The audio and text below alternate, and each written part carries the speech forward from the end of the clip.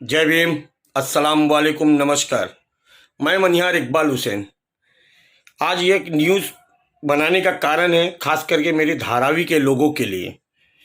मैं पिछले कुछ दिनों से धारावी की कुछ समस्याओं को लेते हुए उस पर कुछ चर्चा किया हूँ, कुछ मीडिया के माध्यम से, कुछ पार्टी के माध्यम से, कुछ व्यक्तिगत माध्यम से। मैंने लोगों की जब हालचाल देखा कि लोग आज हमारे धारावी के लोग क्या तकलीफ है उन्हें, तो उसमें मुझे बहुत सी चीज़ दिखी। जिस तरीके से एक एग्जाम्पल के तौर पे हमारे बुजुर्ग, हमारे माता बहनें बैंक में पैसा रखते हैं फिक्स डिपॉजिट के तौर पे, तो उनकी ये आशा होती है कि 5 साल के बाद जब वो पैसा निकालने जाएंगे तो वो पैसा डबल होगा। अगर बैंक आपको डबल नहीं दे तो आप बैंक को चीटर बोलेंगे, बेईमान बोलेंगे, बैंक के ऊपर कार्रवाई करेंगे।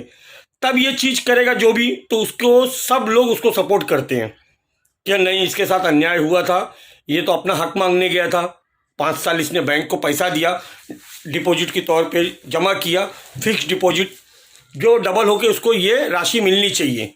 तो उसी तरीके से इलेक्शन जो होता है, चाहे वो किसी भी पार्टी का हो, जब महानगर पालिका में लोग नगर सेवक को चुन के देते हैं तो लोग अपनी ये इच्छा रखते हैं कि हमारी गटर नाली बहुत सी चीज़ की वो साफ़ सफाई रखेंगे, हमारे मोहल्ले को स्वस्थ रखेंगे।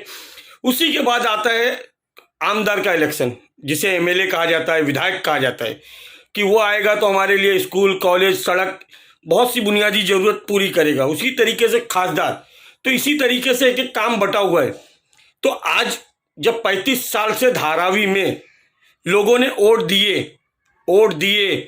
दिए, अपना जो वोट का अधिकार है उन्होंने वो दिए, लेकिन जब उन्हें उसके बदले में कुछ रिफंड नहीं मिला तो आज उनके अंदर चिढ़, गुस्सा, क्रोध आने लगा। तो उसी में एक मैं भी हूँ, तो मैंने भी वो सवाल रखा। तो मैंने कौन सा गलत रखा? तो कुछ हर पार्टी में होते हैं, चाय से ज़्यादा केतली गरम।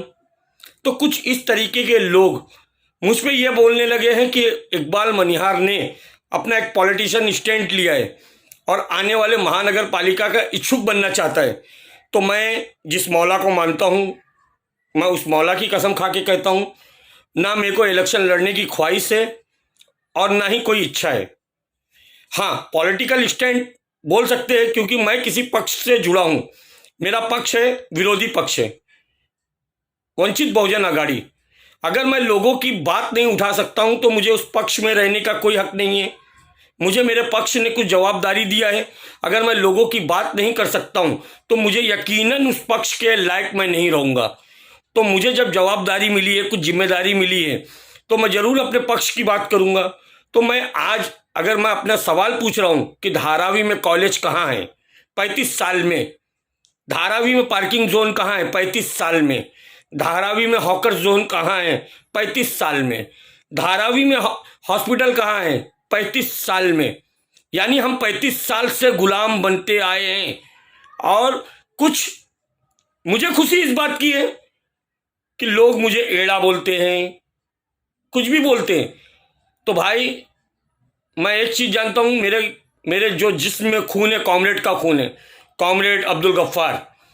तो यकीनन कहीं ना कहीं मैं उस लायक तो नहीं हूँ, लेकिन कहीं ना कहीं मेरे बाप दादाओं का जो लहू है कहीं ना कहीं मुझे झंझोड़ देता है। तो मैं यकीनन किसी ना किसी को तंग करने के बहाने, किसी ना किसी उद्देश्य से मैं लोगों का फायदा कर देता हूँ। आज इसे ये कहा जाता है कि इकबाल मनिहार तंग कर रहा है हमारे आमदार को, हमारी पार्टी को। तो वो तंग करने की वजह तुमने खुद दी हो। 35 साल में अगर तुमने विकास किए हो तो मैंने तो सिर्फ वही बात पूछा हूँ भाई। अगर तुम मुझे मेरी इस बात का सही सही जवाब दे दो तो मैं जिस मौला को मानता हूं उस मौला की कसम, मैं सबसे ज्यादा आपका इस्तकबाल मैं करूंगा और मैं अपना जूता दूंगा आप लोग को कि आप उस जूते से मेरा इस्तकबाल करना। खुले अल्फाज में ये कह रहा हूं, लेकिन आप लोग वो नहीं कर पाओगे क्योंकि आप लोग मुझे गंदा कह रहे हो लेकिन खुद कौन से साफ हो। आज जिस तरीके से आप अपने नेता की चम्मचगिरी करने में, आज हमारे इस्लाम में यह कहा गया है कि हक परस्त बनो तो वही मुसलमान होता है। आज कौन हक का साथ दे रहा है ये बताओ। धारावी में कितनी समस्या है, सिर्फ मुसलमान के लीडर बन के घूम रहे, कांग्रेस के अंदर मुसलमानों की रहनुमाई की बात कर रहे। मैं खास करके कांग्रेस को बोल रहा हूं, क्योंकि एक दिल जला है मेरा, क्योंकि मैं आज बचपन से लेकर आज तक का मुझे धारावी में कोई भी संशोधन या कुछ भी जिस तरीके से जो सहूलियत मिलनी चाहिए नहीं मिला है। आज धारावी के नाम से नेता चमक चुके हैं, लेकिन जो जनता थी वो आज जनता कहाँ है? सड़क बनने से क्या जनता का विकास हो गया? हाँ, आज आप गरीब बच्चों की भविष्य के बारे में क्या किए ये पूछा तो मैं गलत हूं? हाँ, मैंने अपने विकास के बारे में पूछा। आज धारावी का पैदावार हूं मैं, धारावी मेरी मातृभूमि है। हिंदुस्तान का मैं हूं, लेकिन हिंदुस्तान के अंदर मैं उस धारावी, उस गंदी बस्ती में पैदा हुआ हूं जिसे आप लोगों ने स्लम के नाम से आज तक का नहीं हटा पाए। तो मैं यकीनन सवाल करूंगा, मैं आपको वोट दूं या नहीं दूं, आप हमारे प्रतिनिधि हो, आप हमारे नौकर हो, लेकिन मालिक बन के बैठ चुके हो तो ये कुछ नालायक लोग की वजह से मालिक बने हो, नहीं तो कायदे से आप मालिक नहीं हो। आप उस जगह के सिर्फ और सिर्फ प्रतिनिधि के तौर पे हो। जिस तरीके से रोज सुबह एक झाड़ू वाला भाई आता है, मोहल्ले में झाड़ू मारता है, मेरे नजर में आपसे कहीं बेहतर वो है। क्यों? क्योंकि वो अपनी ड्यूटी करके जा रहा है।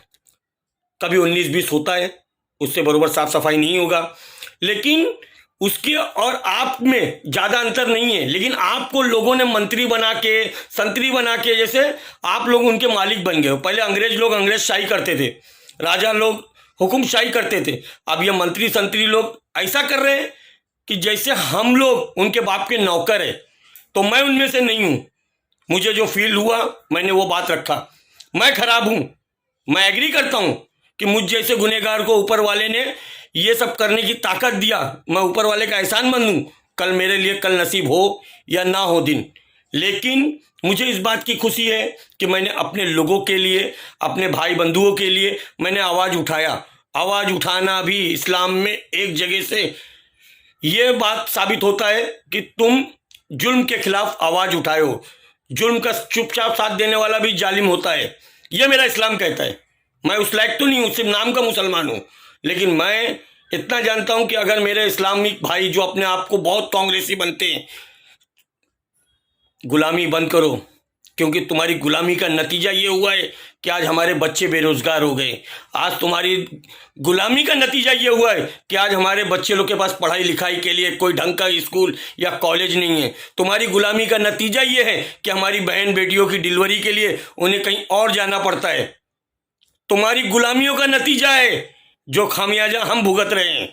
तो मेरे दोस्तों, मैं अपने बच्चों के ऊपर ये तोहमत लगा के नहीं जाना चाहूंगा कि उनका बाप भी गुलामी करता था, उनका बाप भी दलाली करता था। मुझे खुशी है कि मैंने कुछ बोला हूं। किसी को अगर दिल दुखा तो उसके लिए मैं माफी मांगता हूं, नहीं तो मुझे अल्लाह मेरा गवाह है कि मैंने कोई भी अल्फाज गलत नहीं बोला हूं। जय भीम, खुदा हाफिज, नमस्कार।